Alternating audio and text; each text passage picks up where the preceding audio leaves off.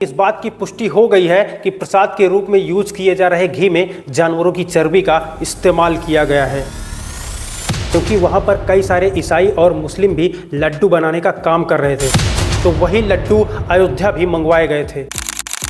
इस मंदिर में प्रसाद के रूप में देने वाली जो परंपरा है वो लगभग 300 साल से भी ज्यादा पुरानी है और करोड़ों लोगों की आस्था को चोट पहुंचाने का और उनकी पवित्रता को खंडित करने का ये प्रयास किया गया है। अब आप खुद अनुमान लगा सकते हैं कि 350 रुपए पर केजी के हिसाब से आजकल घी कहां पर मिलता है। और ये जो तिरुमाला एरिया है ना, ये हिंदू धर्म के लिए काफी इंपॉर्टेंट हो जाता है, लेकिन हमारे देश में केवल हिंदुओं के मंदिरों को ही गवर्नमेंट कंट्रोल करती है। धर्माचार्यों को अब अपना दायित्व संभाल करके वहां पे खड़े हो जाना चाहिए। सरकार जो है वो भोग राग नहीं देखेगी। और जिस तरह से उनकी सरकार में क्रिश्चियन कन्वर्जन करवाया गया है, ये बात किसी से भी छिपी नहीं है। सबसे बड़ा दुर्भाग्य है, हमारा सबसे बड़ा अपमान हुआ है। धर्मा रेड्डी ने YSRCP की इलेक्शन टाइम में मदद की, बदले में YSRCP ने धर्मा रेड्डी की मदद की, और जिस कंपनी को YSRCP ने घी का टेंडर दिया था उसको ब्लैक लिस्ट कर दिया जाता है। आंध्र प्रदेश के तिरुपति बालाजी मंदिर में हर साल करोड़ों श्रद्धालु आते हैं और उन सभी श्रद्धालुओं को प्रसाद के रूप में लड्डू दिया जाता है। और अगर आपको पता चले कि उसी लड्डू में गाय की चर्बी, सुअर की चर्बी और मछली का तेल मिलाया जा रहा है, तो शायद आपको बहुत ही दुख होगा।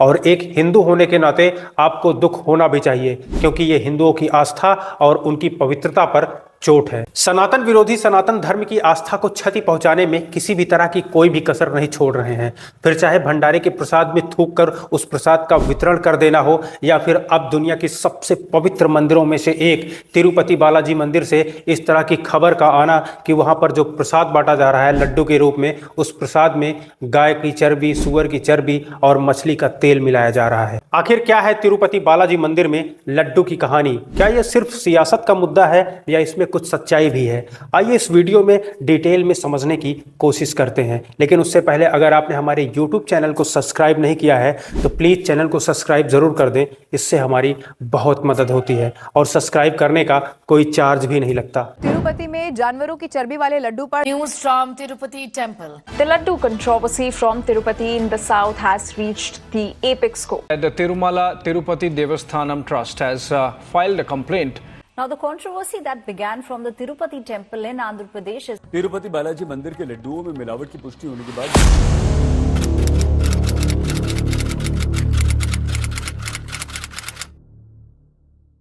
एक रिपोर्ट के आधार पर आंध्र प्रदेश के मौजूदा मुख्यमंत्री चंद्रबाबू नायडू ने 18 सितंबर को पिछली सरकार पर 2 गंभीर आरोप लगाए। उन्होंने कहा कि लड्डू और अन्य प्रसाद के लिए जिस घी का इस्तेमाल किया जा रहा था, उस घी का ठेका पिछली सरकार ने कई सारी निजी एजेंसियों को दिया था, जिन एजेंसियों ने प्रसाद में लार्ड, बीफ टेलो और फिश ऑयल का यूज किया है। YSRCP ने तिरुमाला की पवित्रता को धूमिल किया है। यहाँ पर हम आपको बता दें कि लार्ड यानी चर्बी को पिघलाने पर जो सफेद कलर का पदार्थ निकलता है उसे हम लार्ड कहते हैं। फिश ऑयल मतलब मछली का तेल, और बीफ टेलो का मतलब होता है कि जब चर्बी को हम गर्म कर उसको पिघलाते हैं तो जो उसमें से तेल निकलता है उसे हम बीफ टेलो बोलते हैं। चंद्रबाबू नायडू ने यह दावा किया कि इस बात की पुष्टि हो गई है कि प्रसाद के रूप में यूज किए जा रहे घी में जानवरों की चर्बी का इस्तेमाल किया गया है। आंध्र प्रदेश के उप मुख्यमंत्री पवन कल्याण ने इस बात को लेकर बेहद ही दुख जताया और उन्होंने सनातन धर्म रक्षक बोर्ड की मांग तक कर डाली। दरअसल ये घी पहले KMF यानी कर्नाटका मिल्क फेडरेशन से लिया जा रहा था, जो नंदिनी ब्रांड को कंट्रोल करता है।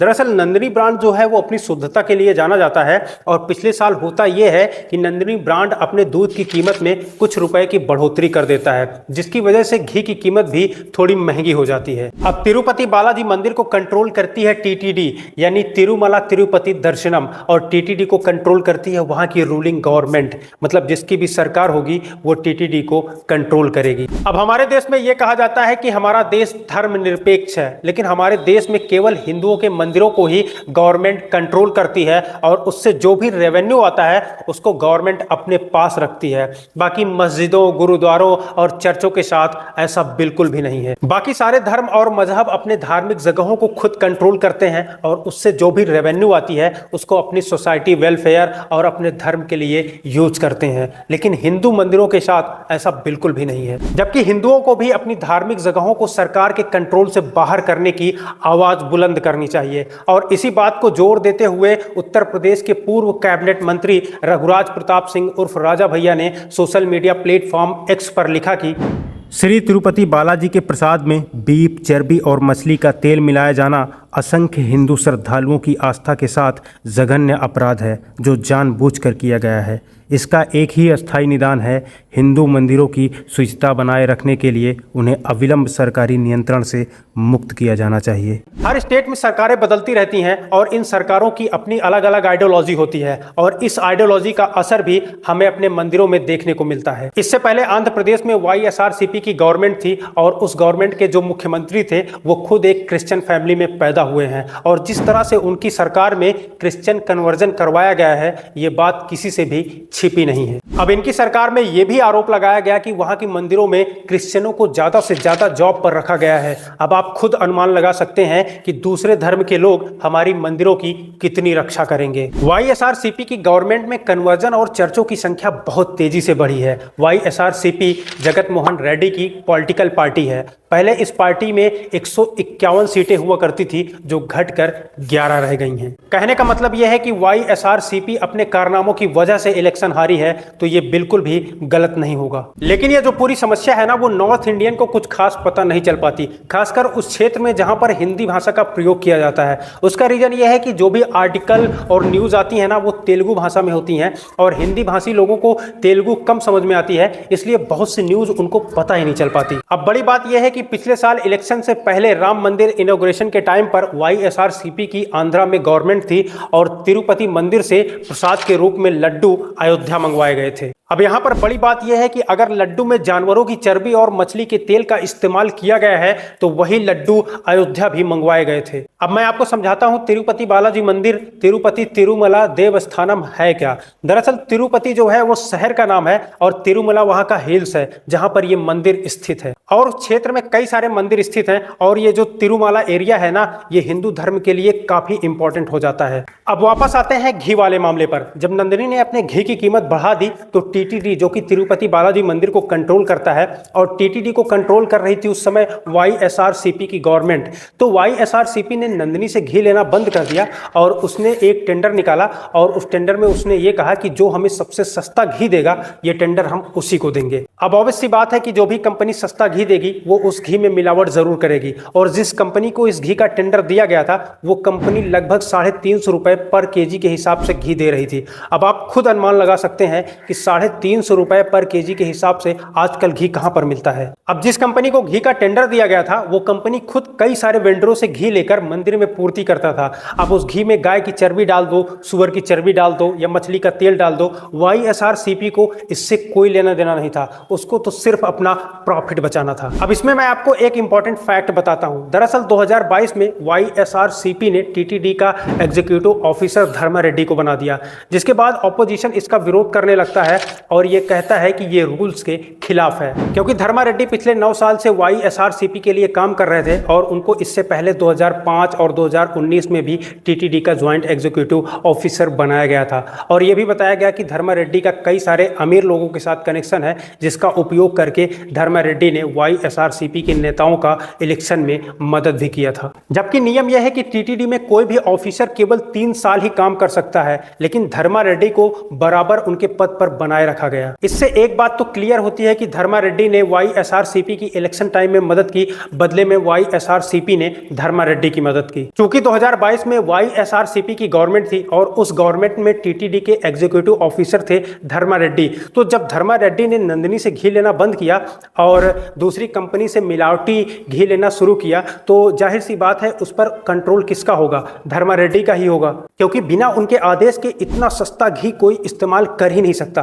और ये बात धर्मा रेड्डी को अच्छे से पता थी और उन्होंने इस घी का इस्तेमाल होने दिया अधिक प्रॉफिट बचाने के चक्कर में, जिसमें गाय की चर्बी, सुअर की चर्बी और मछली का तेल का इस्तेमाल किया जा रहा था। दरअसल गाय की चर्बी का तेल और मछली का तेल मार्केट में सस्ता मिल जाता है, जिसको घी में मिक्स करके बहुत से लोग बेच देते हैं। या फिर ऐसा भी हो सकता है कि धर्मा रेड्डी ने हिंदू धर्म को भ्रष्ट करने के लिए इस तरह की चीजों का इस्तेमाल किया हो। और अगर ये भी नहीं है, जैसा कि YSRCP के लोग बता रहे हैं कि गाय के दूध में गाय के फैट का अंश आ जाता है, तो फिर सुअर की चर्बी और मछली के तेल का क्या, उसका अंश इस रिपोर्ट में कहां से आ गया? अब इलेक्शन के बाद TDP और जनसेना ने मिलकर आंध्रा में गवर्नमेंट बनाई और गवर्नमेंट बनाते ही सबसे पहले इन्होंने मंदिर के अंदर हो रही धांधली के ऊपर एक्शन लेना शुरू कर दिया। अब इधर YSRCP के इलेक्शन हारते ही धर्मा रेड्डी छुट्टी पर चले जाते हैं, जिसके बाद वहां की रूलिंग गवर्नमेंट जो होती है वो TTD का नया एग्जीक्यूटिव ऑफिसर श्यामल राव को बना देती है। और जैसे ही श्यामल राव वहां की गद्दी संभालते हैं